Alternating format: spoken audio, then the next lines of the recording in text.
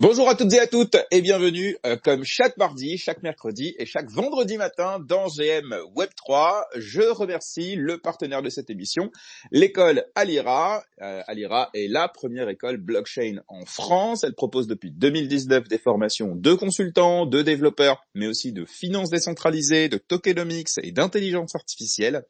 Elle vous offre 100 € de remise sur l'ensemble de ces formations grâce au code GRM100. Donc prenez vite rendez-vous auprès de l'école pour connaître les différentes formations et les moyens de la financer. En général, le reste à charge est assez limité, voire nul, puisque les formations sont éligibles au CPF, au Pôle emploi, aux aides régionales. Tout ça.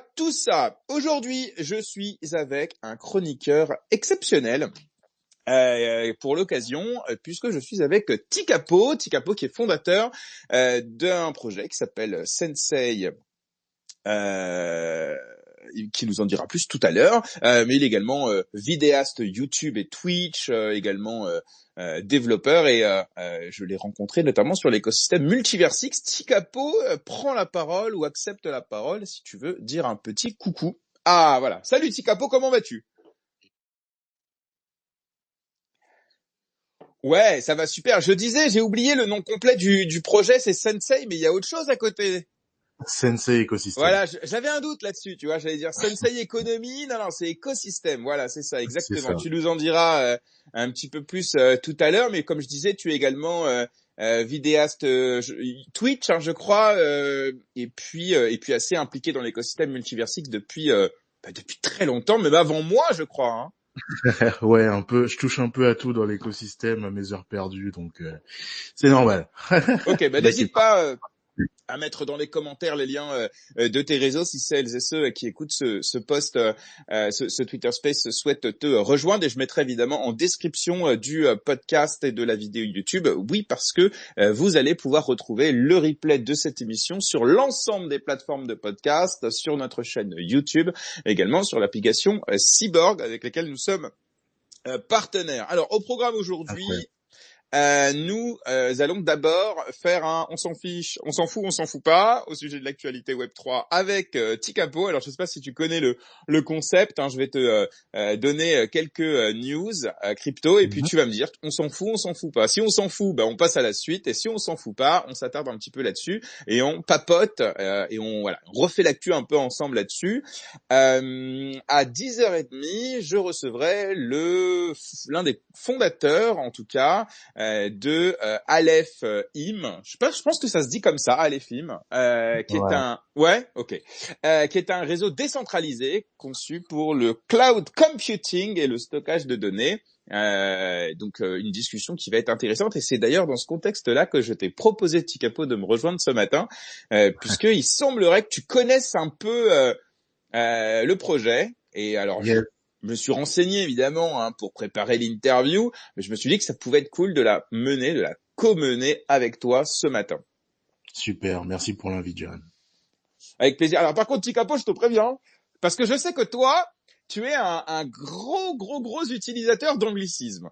Énorme. Je me rappelle avoir écouté certains de tes spaces, et des fois on ne sait pas si on est en français ou en anglais. Alors ici dans l'émission, on essaye autant que faire se peut de parler en français. Donc Ouais. si trop d'anglicisme, il m'arrivera de te reprendre. Voilà, ça je te le Ouais, ouais, préviens. ouais. Hein. Euh... Je vais faire au mieux, je vais faire au mieux. Ok, alors avant de commencer, n'oubliez pas de retweeter le lien du space, de mettre un like, et évidemment n'hésitez pas à commenter pendant l'émission. On relaiera évidemment les commentaires à l'oral. Vous pouvez également lever la main pour prendre la parole et venir poser vos questions, donner votre opinion. Voilà, le space est complètement interactif. Et si vous écoutez l'émission en replay, n'oubliez pas de vous abonner, de liker la vidéo, de mettre un pouce et d'activer la cloche pour être informé de chaque nouvelle émission. C'est très important pour nous en termes de référencement, et vous surtout, ça vous permet de ne manquer aucune émission. Bien, on va commencer avec le on s'en fout pas. T'as compris le concept, Tikapo? C'est simple. Ouais, 100%, carrément. Allez, let's go. Premièrement, on va parler du Venezuela qui connaît une crise économique et qui envisage Bitcoin comme un plan B. On s'en fout pas? Je pense qu'on s'en fout pas. Alors, je suis complètement d'accord avec faut que j'arrête de fumer la clope électronique pendant les émissions parce qu'en plus j'en ai une nouvelle là, elle est bien trop forte. Excusez-moi. Donc non, on s'en fout pas du tout, effectivement. Enfin, en tout cas, moi, je ne m'en fous pas du tout, puisque bon, rappelons un petit peu la situation au Venezuela. On a une hyperinflation qui est énorme. On a 8 millions de pourcents. Voilà, pour vous donner un ordre d'idée. En France, aux États-Unis, on a une inflation moyenne sur les 4 dernières années de 5%. En France, on a une inflation pareille, je sais pas, 2, 3, 4, 5%. Là-bas, c'est 8 millions. Voilà, donc on rigole pas. Et donc, l'opposante politique là-bas, Maria Corina Machado, voilà, vous écoutez en même temps mon fabuleux accent espagnol, voit Bitcoin comme une alternative salvatrice, notamment, alors, Bitcoin est déjà utilisé pour contourner les sanctions et les restrictions bancaires, puisqu'on sait que le Venezuela fait l'objet d'embargos et de sanctions financières de la part notamment des États-Unis. Aujourd'hui, Bitcoin pourrait permettre aussi de protéger les citoyens et les entreprises, bien sûr, de protéger contre l'inflation et de financer notamment la lutte contre le régime actuel. Machado souhaite, donc l'opposante, on parle de l'opposante politique, souhaite intégrer la crypto dans les réserves financières d'un futur Venezuela démocratique. Donc là, ça nous rappelle aussi la proposition qu'a fait Donald Trump de constituer une réserve en Bitcoin pour voilà backer l'économie américaine. Donc on voit que cette idée commence à faire un peu son chemin dans les pays développés comme les États-Unis, mais également on le voit dans les pays émergents. Qu'est-ce que tu en penses, Tikapo? Je suis totalement d'accord avec ça. Après, je sais pas s'il y en a certains parmi vous qui ont déjà vu un petit peu les images, mais on a vraiment là-bas des bennes à conteneurs qui sont remplis de billets, tellement l'inflation est violente. Et c'est vrai, comme le disait Jérém, que ça peut être intéressant d'avoir à baquer son économie là-dessus. Alors, je suis un peu plus intéressé sur le fait que le Venezuela adopte ça comme type de solution que les États-Unis, par exemple. Parce que les États-Unis, on sait que voilà, ils veulent être le pays numéro 1 de la crypto. Il peut y avoir une histoire de gros trust derrière, tu vois, une vraie réserve de valeur, mais en mode trésor de guerre, et derrière, ça peut engendrer une nouvelle guerre économique sur de nouveaux plans. Bref, c'est pas le sujet. Mais vis-à-vis du Venezuela, ça peut vraiment être salvateur. D'autant plus que c'est un pays qui a des terres qui sont extrêmement riches, et je pense que la population aurait tout à gagner à partir sur ce nouveau type de modèle. Mais après, on verra ce que les dirigeants décident de faire dans ce pays. Non, mais c'est hyper intéressant parce que là, en plus, alors je m'attarde un petit peu là-dessus parce qu'il faut que vous compreniez bien que là, en fait, on a un exemple protéiforme de l'utilité de Bitcoin. C'est-à-dire que le Bitcoin, pour moi, c'est d'un côté un hedge contre l'inflation. C'est d'un côté un outil de diversification de portefeuille et à côté c'est une solution de souveraineté contre la dollarisation du monde et l'impérialisme américain et l'extraterritorialité du dollar américain. Des sujets qu'on évoque régulièrement dans l'émission. Et là, en fait, on a dans un territoire, le Venezuela, on a les trois items. C'est-à-dire qu'on a la diversification de portefeuille, donc ça, c'est constituer une réserve en Bitcoin pour backer l'économie du pays. Tu vois, on a l'edge contre l'inflation, évidemment, de façon particulièrement forte, et on a évidemment la lutte contre la dollarisation et les sanctions américaines, etc., etc. Donc là, on a un cas d'usage absolument typique des utilités de Bitcoin dans là en l'occurrence dans les pays émergents, mais pas seulement. C'est-à-dire que si on prend la Chine, la Russie, l'Inde, est-ce qu'on appelle ça des pays émergents? Je crois plus vraiment, hein. Plus trop. On les appelle des BRICS, et ces pays-là en fait utilisent et pensent effectivement utiliser alors les stablecoins, mais également potentiellement Bitcoin, voire des monnaies numériques qu'ils créeront eux-mêmes justement pour satisfaire ces trois objectifs-là. Donc voilà, donc si un jour on vous dit Bitcoin sert à rien, il y a au moins trois raisons pour lesquelles Bitcoin a une utilité et pas seulement voilà pour des traders un peu fous et des dégénérés. Ouais, alors, on va passer à l'actu suivante. Alors, je sais pas si vous aviez suivi, on en avait parlé dans l'émission. On va faire un petit rappel sur le airdrop de Layer 0. On s'en fout pas? Moi, j'avoue que je suis pas farmer de airdrop, donc perso, je m'en fous. Ok, alors on passe. C'est le jeu, hein, messieurs. Là, évidemment, s'il y a une actualité qui vous intéresse, qui vous aurait intéressé à ce qu'on en parle, bah évidemment, ne vous arrêtez pas là et allez évidemment taper Layer 0 dans actualité et vous verrez la news, elle est disponible sur les réseaux. Mais ici, c'est les chroniqueurs. Alors en l'occurrence, le chroniqueur qui a la main. S'il dit on s'en fout, alors on passe à la suite. Voilà, c'est lui le patron.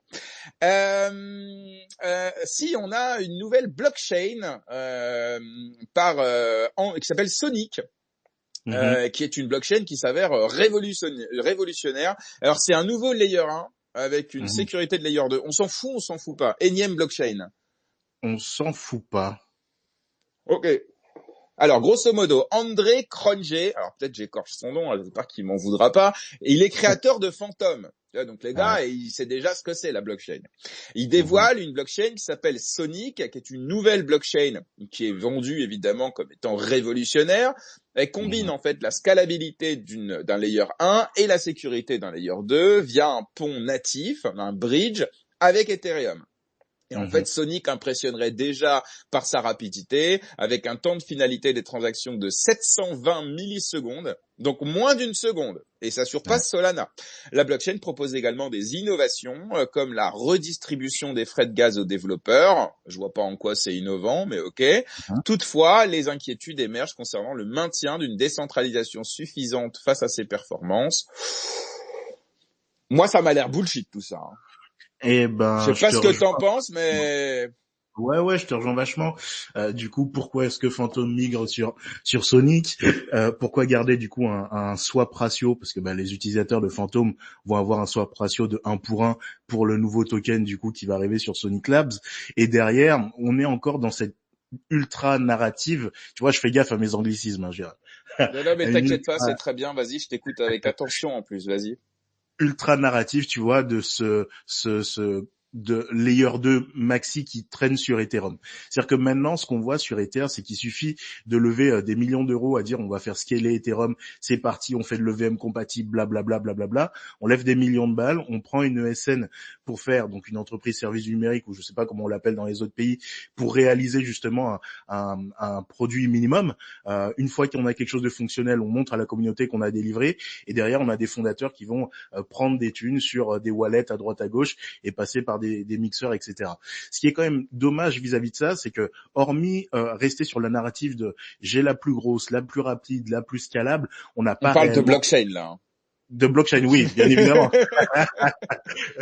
Mais le contexte est important.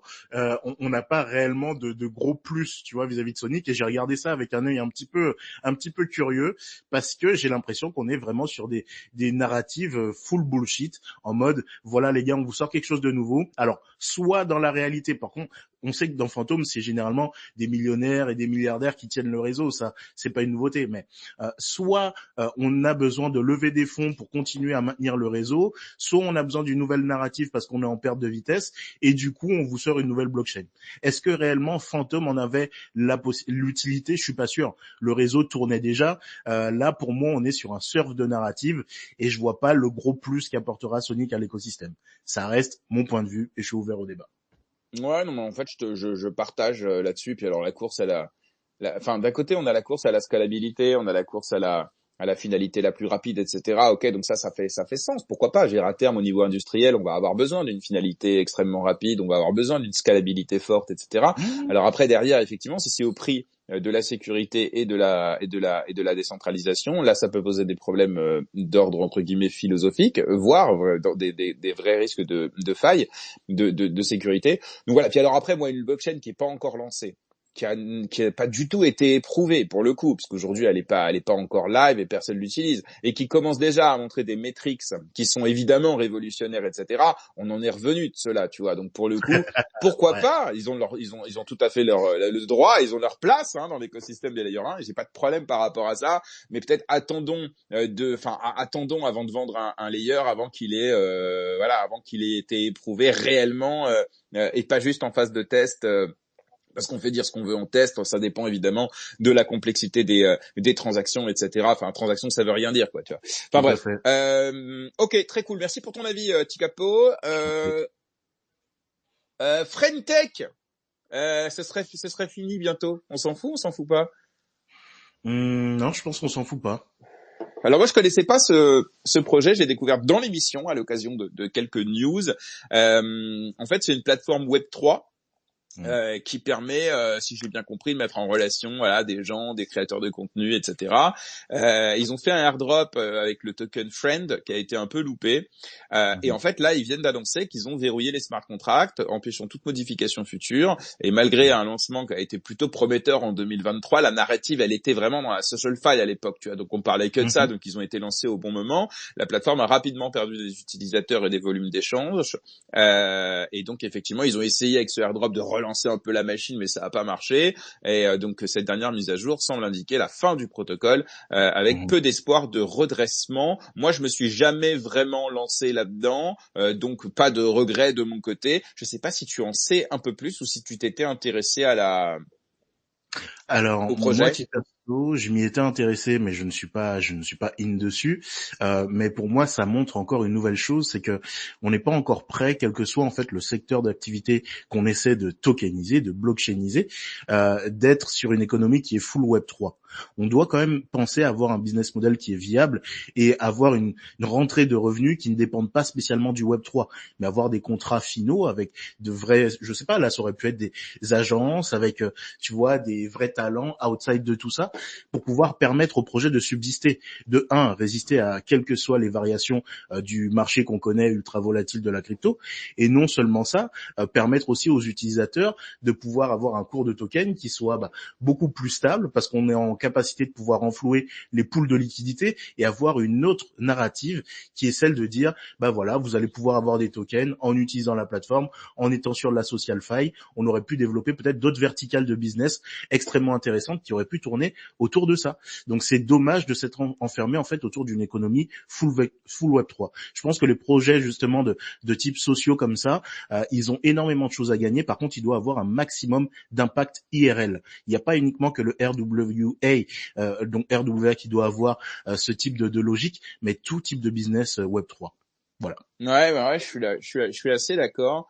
Alors, quand même, hein, pour être complet, hein, ils ont fait un post évidemment en réaction à la réaction de la communauté, en leur disant non, non, pas du tout. Le fait de verrouiller les smart contracts, c'est pas la fin du projet, c'est pas, vous inquiétez pas, c'est juste que ça permet de protéger et qu'il y aura pas de modifications futures, etc. Mhm. Bon, ça sent pas bon quand même, quoi. Mhm. Mhm. Ok, on continue. Alors, vous savez, la Russie a lancé un projet de rouble numérique. Mhm. On s'en fout, on s'en fout pas. On s'en fout pas. Ah, t'es bon, toi, t'es bon, toi. En plus, c'est bien parce que pour l'instant, on est d'accord à peu près sur tout. Bon, la Russie étend le projet pilote de son rouble numérique qui inclut désormais 9000 personnes et 1200 entreprises. Donc, je vous rappelle rapidement, hein, aujourd'hui en Chine, on a déjà un yuan numérique. L'Europe envisage un euro numérique et la Russie, effectivement, eh bien, a aussi pour projet de créer sa monnaie numérique de banque centrale, Mhm. qu'on appellera donc, grosso modo, le rouble numérique. Et donc, en phase de test, en fait, il donne des wallets entre guillemets à des particuliers, à des entreprises pour tester un peu, tu vois, c'est normal. Donc de nouvelles Mhm. fonctionnalités telles que la création et la fermeture de comptes numériques ainsi que des paiements via QR code visent à faciliter l'utilisation quotidienne de cette MNBC, donc monnaie numérique de banque centrale. La banque Mhm. centrale russe prévoit une adoption nationale d'ici 2025. Ce projet est également vu comme une réponse aux sanctions économiques internationales, renforçant la stratégie de dédollarisation de la Russie. Ouais.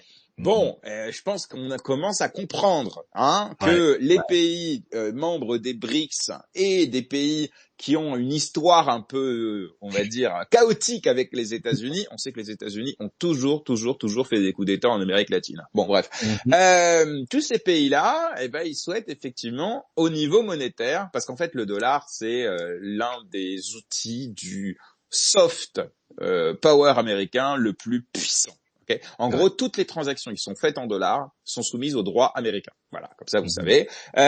Et donc évidemment, la plupart des pays, ça les embête. Et puis quand les États-Unis mettent, par exemple, des pays dans une liste qui sont une liste sous embargo, c'est-à-dire qu'en gros, personne n'a le droit de commercer avec eux en dollars. Sinon, Mhm. celui qui a fait la transaction subit une amende. On l'a vu par exemple avec la BNP, qui est une entreprise française, qui a commercé avec, je crois, l'Iran il y a quelques années en dollars. Eh bien, la BNP a pris une amende de 2 ou 3 milliards de dollars. Voilà, ça rigole pas. Ouais. Et donc, bon, Ouais. bref, ça c'est pour vous donner un peu de contexte. Et donc là, la Russie, évidemment, qui est sous le feu des sanctions suite à l'invasion en Ukraine, tout ça, je vous refais pas toute l'histoire, eh bien, réfléchit, évidemment, parce qu'il faut bien qu'ils commercent. Alors, pour l'instant, ils passent par le système monétaire chinois qui a été mis en place en parallèle du réseau SWIFT, qui est le réseau américain. Et donc pour le coup, voilà, là ils vont plus loin effectivement dans cette souveraineté, recherche d'indépendance monétaire avec cette monnaie numérique de banque centrale. Donc en gros, ça permet à l'extérieur de pouvoir contourner les sanctions américaines et, on va dire lutter un peu contre l'impérialisme du dollar. Et puis à l'intérieur, on n'oublie pas, hein, MNBC, ça permet aussi de tracer tous les flux. Mhm. Donc je me dis que ça peut être un bon point pour continuer d'imposer le pouvoir de Poutine sur son pays. Je sais pas, qu'est-ce que t'en penses? Ouais, moi j'adore l'époque dans laquelle on vit, donc bien évidemment pas pour les guerres, mais justement on voit que même si on nous dit à chaque fois ouais vous êtes early sur l'écosystème blockchain, etc., on voit maintenant qu'on a des banques centrales qui nous disaient il y a encore pas si longtemps que ça, on va dire 2-3 ans, que le Bitcoin n'était pas une monnaie, qui se mettent à créer des stablecoins, et il y a une guerre justement de banques centrales à savoir qui émettra le stablecoin qui sera le plus adopté et qui arrivera à mieux maîtriser du coup tout simplement les individus qui résolent sous sa coupe. Et ça c'est extrêmement intéressant à voir. Bien évidemment, même si la Russie se met à sortir son propre token, et je pense que l'adoption sera pas massive dans un premier temps, parce qu'on ne va pas non plus oublier que il y a Moscou, Saint-Pétersbourg, mais il y a énormément aussi de régions reculées en Russie qui n'auront pas ce type d'adoption pour ce type d'actifs. Par contre, on pense que les jeunes classes d'actifs et bien évidemment les entreprises, sans compter les oligarques, utiliseront à 100% ces nouveaux outils. Tu as parlé des BRICS, très intéressant aussi, qui se mettent là-dessus, et bien évidemment l'Europe.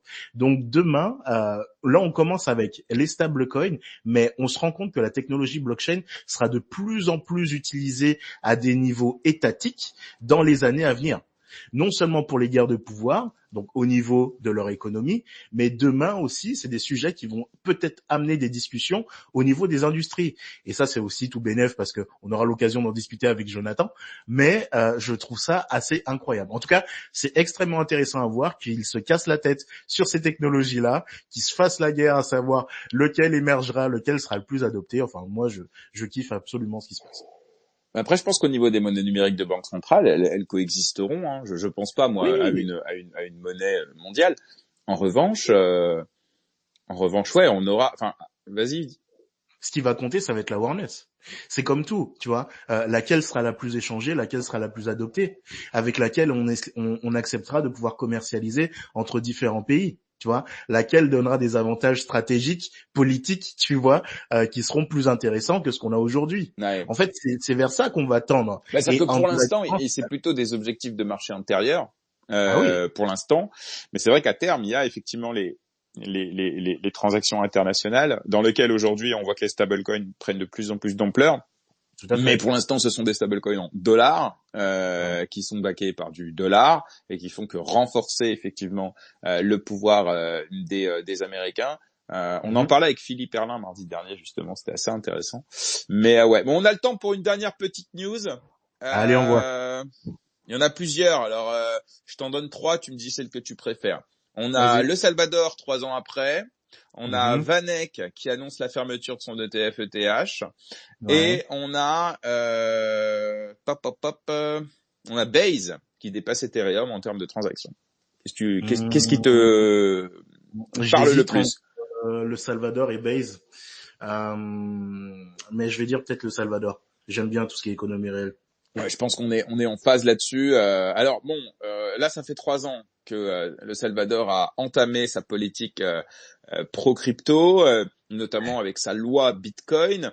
Mhm. Et donc, alors qu'est-ce qu'ils ont fait le Salvador, hein? Très concrètement, ils ont déclaré que Bitcoin était désormais une monnaie ayant le cours légal. Ça veut dire Ouais. quoi? Dans un pays, l'implication concrètement, c'est-à-dire qu'un commerçant ne peut pas refuser le Bitcoin.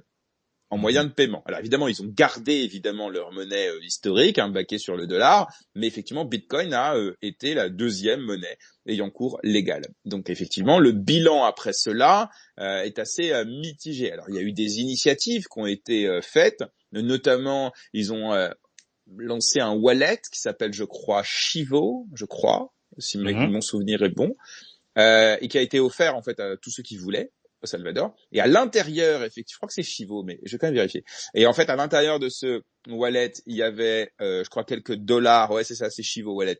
Il y avait quelques dollars en Bitcoin. Donc évidemment, il y a eu un effet d'aubaine impressionnant. C'est-à-dire qu'il y a plein de gens qui ont pris le wallet pour récupérer les 10 dollars ou 20 dollars, je sais plus, de Bitcoin. Après, ils ont plus jamais utilisé le Bitcoin, mais on s'en fout parce que ça leur a permis quand même derrière de pouvoir acquérir une base utilisateur intéressante, derrière aussi de faire connaître le mot Bitcoin et le concept même d'un wallet à une grosse partie de la population. Après, on sait très bien, c'est comme dans le marketing, quand tu fais une campagne marketing, il faut que ce soit suivi de plein d'autres activations, ça marche jamais du premier coup, mais bon, passons.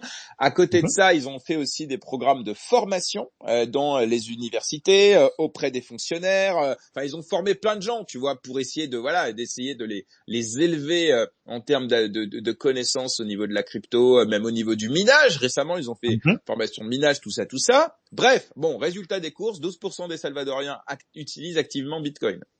Et c'est quand même ouf. Ben en fait c'est ce que j'allais dire, mais après je te laisserai évidemment développer. Alors le gouvernement a formé, comme je disais, des milliers de fonctionnaires et des élèves à la crypto, mais l'adoption reste lente du point de vue de certains. Toutefois, l'économie du pays a bénéficié d'une meilleure stabilité depuis l'arrivée de Nayib Bukele, bien que des tensions avec le FMI persistent en raison de l'utilisation de Bitcoin. Alors là aussi, pour résumer rapidement, Bukele avait deux gros pans dans son programme. Tu avais la sécurité.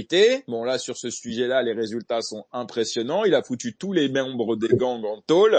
Et résultat, le taux de criminalité a été réduit de 90%. Voilà. Bon, bah si, voilà. Donc ça, déjà, c'est réglé. Alors, oui, d'accord, il y a eu quelques dommages collatéraux, évidemment, des personnes inculpées à tort, de tout ça. Bon, ok. Mais bref, le résultat est quand même chambé. Et puis, il y avait Bitcoin. Alors, Bitcoin, ils en ont acheté beaucoup aussi. Et donc, évidemment, ils ont profité de la phase haussière de Bitcoin. En plus, ils ont acheté, Bukele, il tweetait à chaque fois qu'il achetait, il achetait un peu comme MicroStrategy. Alors, il achetait en DCA, quoi, tu vois, il s'en foutait. Ouais, c'est ça. Donc voilà. Donc, les résultats sont plutôt pas mauvais. Alors après, évidemment, Salvador, pays d'Amérique latine, ou centrale, je sais plus, bref, peu importe. Donc les États-Unis, bah évidemment, ils veulent pas laisser filer un peu ces pays-là sur lesquels ils ont eu l'habitude d'avoir la main. Et donc derrière, le fait qu'ils utilisent Bitcoin, bah ça fait concurrence avec le dollar qui est finalement la monnaie traditionnelle effectivement du Salvador. Donc les États-Unis sont pas très contents, hein. Et donc voilà, évidemment, et derrière ils lancent leur bras armé qui est le FMI, Fonds monétaire européen, pour aller essayer de convaincre le Salvador de faire retour en arrière. Mais Bukele, je crois qu'il s'en tape complet, quoi. Le mec, voilà, il fait sa vie, il s'en fout complet. Vas-y, si t'as un avis là-dessus, et ensuite on va passer à l'invité du jour. Mais vas-y, prends ton tanticap. T'as hyper bien été le propos. Est-ce que tu me permets juste un seul anglicisme pendant cette présentation? Pour moi, awareness is key, tu vois. Et je pense que Nayib Bukele, il a très bien fait le job là-dessus. Faut que tu traduis. C'est-à-dire que t'as le droit à l'anglicisme, mais par contre derrière, faut le traduire. Même si certains ont compris, mais peut-être que d'autres non. Donc, mais oui, tu. Ok. Donc awareness is key, c'est pour moi c'est comment on dit ça? Ouais, tu la vois, notoriété, en fait, le partage de connaissances. Bah, l'awareness, c'est vraiment ça. C'est le fait de connaître quelque chose, et pour une marque, c'est le fait d'être connu. C'est la notoriété, plutôt, on peut dire. Ouais. C'est plutôt ça, la notoriété autour du produit Bitcoin, parce qu'en fait, c'est de ça qu'il s'agit. Elle est extrêmement puissante. Là, comme l'a rappelé GRM, il y a quand même énormément de fonctionnaires qui ont été formés à tout ça, qui vont fermer encore d'autres personnes derrière. Et ce qui est hyper intéressant, c'est que la population du Salvador, elle est hyper jeune. Donc, même si aujourd'hui, effectivement, il y a énormément de personnes qui ont obtenu du Bitcoin, qui les ont directement swappés, qui auront plus d'interaction avec le wallet, peu importe, ils en ont eu une. Ils ont appris ce qu'était un wallet, ils ont appris comment swapper du BTC, ils ont appris comment utiliser la technologie. Et ce qui est hyper intéressant là-dessus, c'est que il y a énormément de pays d'Amérique latine qui regardent ce qui se passe au Salvador. Et c'est ça qui est important. Et comme je disais tout à l'heure, on parlait d'enjeux économiques, d'adoption future de la blockchain avec des use cases concrets. On a des pays maintenant qui le reconnaissent comme étant une monnaie légale, là où le FMI continue sa guerre à dire que le Bitcoin n'est pas une monnaie. Et bien évidemment qu'ils vont continuer à faire la guerre économique, on va dire, à ces pays-là, notamment aussi avec les États-Unis qui sont pas du tout contents de cette situation.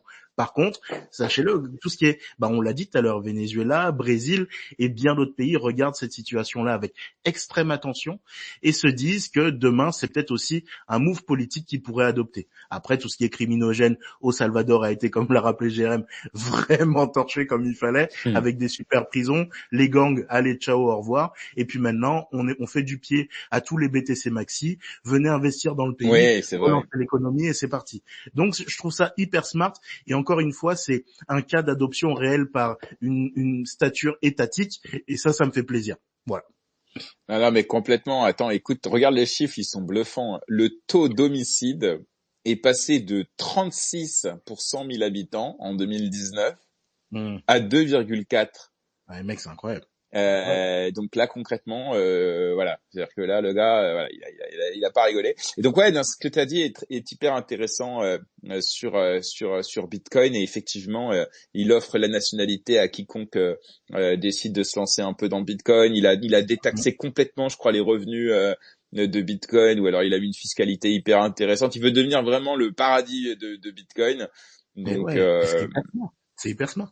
Bah oui, parce qu'en fait, il prend le contre-pied de toutes les autres régions du monde qui, voilà, réglementent à toute patate, augmentent la fiscalité plus que jamais, et lui veut devenir un Eldorado du Bitcoin. Et GG à lui pour le coup, parce que en fait, ce qu'on se dit, c'est qu'un petit pays comme celui-ci a fait beaucoup plus pour Bitcoin que les États-Unis en l'espace de quelques années. Alors avant les prises de position de Trump, évidemment, où là on est plutôt dans le bon sens entre guillemets. Donc c'est ouf parce que ça ouvre la porte à d'autres pays qui pourront pour voir ce précédent comme un modèle à suivre avec des résultats qui sont, on l'a dit effectivement, pas dégoûtants. 12% de personnes qui utilisent Bitcoin dans un pays. Je veux dire, en France, on n'en est pas là. En France, on a à peu près 8-10% de détenteurs de crypto-monnaies, selon le dernier chiffre de la DAN. Mais évidemment que parmi ceux-là, combien utilisent véritablement Bitcoin? À mon avis, ça doit être pas 1%, 2%, qui l'utilisent régulièrement. Et le nombre d'utilisateurs actifs de crypto, c'est 4-5. Donc, c'est-à-dire qu'ils tradent, ils vont sur des dApps et tout ça, ok. Mais utiliser Bitcoin, ça veut dire payer de temps en temps avec, envoyer de l'argent avec, voilà. Donc, on n'y est pas. Donc, c'est beau en 3-4 ans, quoi. Ouais, mais c'est ça. Et puis encore une fois, faut pas oublier, mais la population de l'Amérique latine, elle a tendance à devenir beaucoup plus jeune que vieille. Tu vois, on n'a pas les mêmes problématiques que sur le vieux continent. Donc du coup, avec tous les autres pays qui regardent, et moi je parlais du Venezuela tout à l'heure, mais on peut même citer la Colombie qui a à peu près les mêmes problématiques sur la criminalité que Bukele et qui a aussi des soucis au niveau de son économie, pourrait très bien être tenté de lancer l'expérience. Et s'il commence à se chauffer, à se lancer là-dessus, c'est carrément toute l'Amérique latine qui va follow. Et là, c'est un énorme doigt d'honneur aux États-Unis.